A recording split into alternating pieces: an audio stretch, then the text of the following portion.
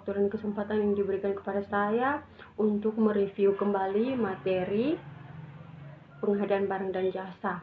Sebelumnya izinkan saya untuk memperkenalkan diri. Nama saya Maria Yunita Mau, NIM 2022-520063. Langsung saja kita masuk kepada materi yang pertama, yaitu tentang definisi pengadaan barang dan jasa berdasarkan Perpres Indor RI.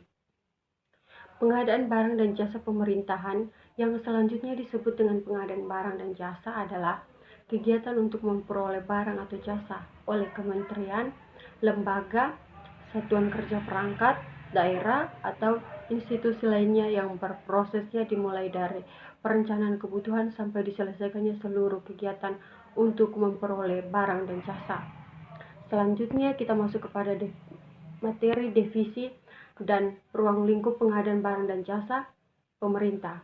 Menurut pasal 1 Peraturan Presiden nomor 16 tahun 2018 sebagaimana telah diubah dengan Peraturan Presiden nomor 12 tahun 2021.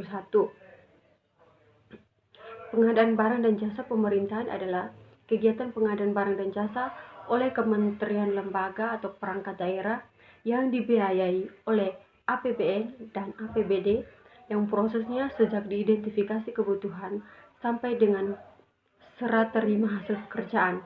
Menurut Sihnya, pengadaan adalah upaya memperoleh barang dan jasa yang dibutuhkan dan dilakukan berdasarkan pemikiran yang logis dan sistematis, mengikuti norma dan etika, dan sesuai metode pengadaan yang baku yang dilakukan sebagai pedoman pengadaan.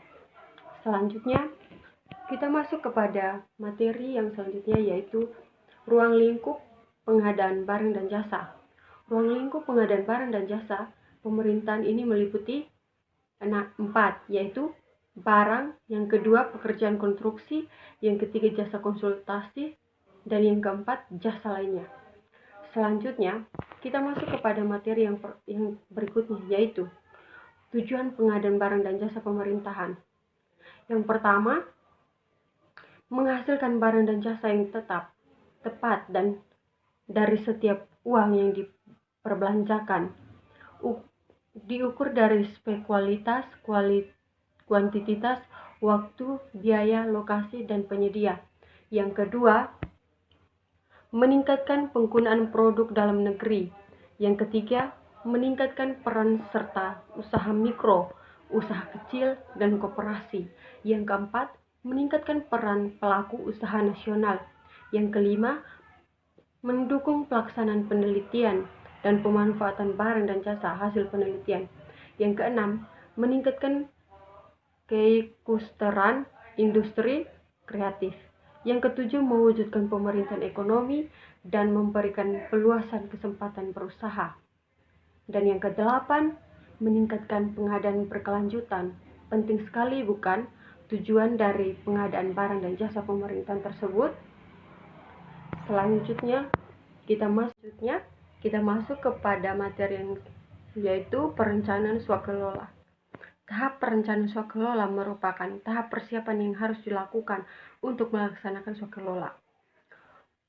Untuk setiap pola penyelenggaraan swakelola yang dilaksanakan oleh KLDI atau penanggung-jawaban anggaran, instansi pemerintahan lain maupun oleh kelompok masyarakat aktivitas, urutan tahapan agak berbeda.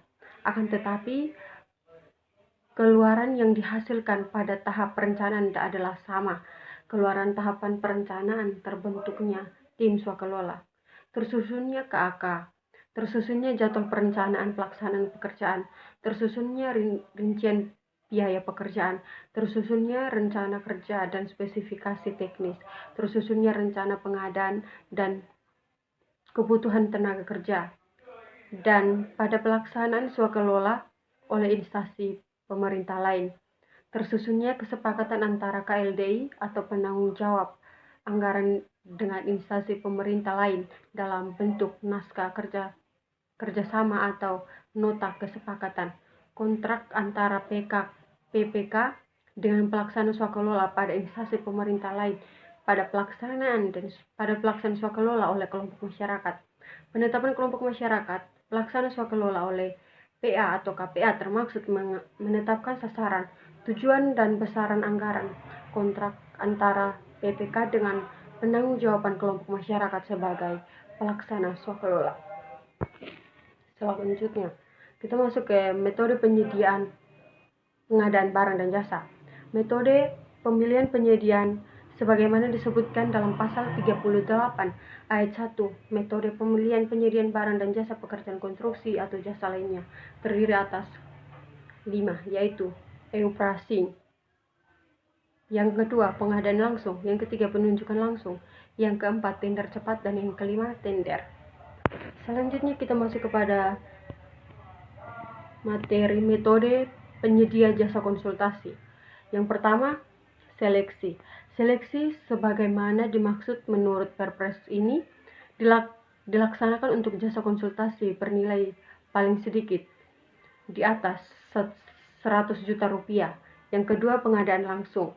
Yang ketiga, penunjukan langsung.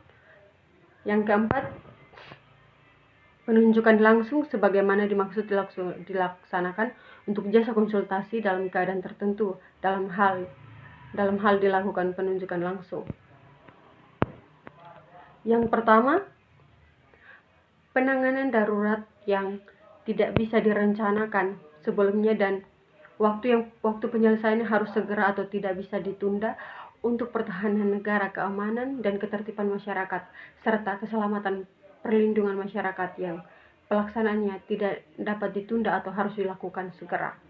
Yang kedua, kegiatan menyangkut pertahanan negara yang ditetapkan oleh Menteri Pertahanan serta kegiatan yang menyangkut keamanan dan ketertiban masyarakat yang ditetapkan oleh Kapolri. Yang ketiga, pekerjaan yang harus dapat dilaksanakan oleh satu penyedia jasa konsultasi. Yang keempat, pekerjaan yang dapat dilakukan oleh satu pemegang hak cipta yang telah terdaftar atau pihak yang telah mendapat izin sebagai pemegang hak cipta. Yang selanjutnya kita masuk ke tata cara lelang. Proses pengadaan, persiapan pengadaan PPK menetapkan paket pekerjaan dan SPSE dengan memasukkan nama paket, lokasi, kode anggaran, nilai pagu, target pelaksanaan, dan kepanitiaan.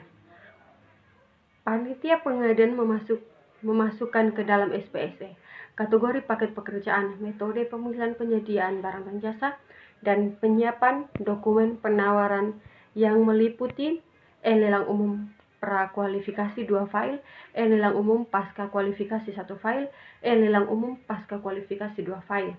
Metode evaluasi pemilihan penyediaan barang dan jasa, harga perkiraan sendiri, persyaratan kualifikasi, jenis kontrak, jadwal pelaksanaan lelang, dan dokumen pemilihan. Pengumuman pelelangan setelah mendapatkan penetapan PPK, paket pekerjaan yang bersangkutan akan tercantum dalam website LPSE. Masyarakat umum dapat melihat pengumuman pengadaan di website LPSE yang bersangkutan.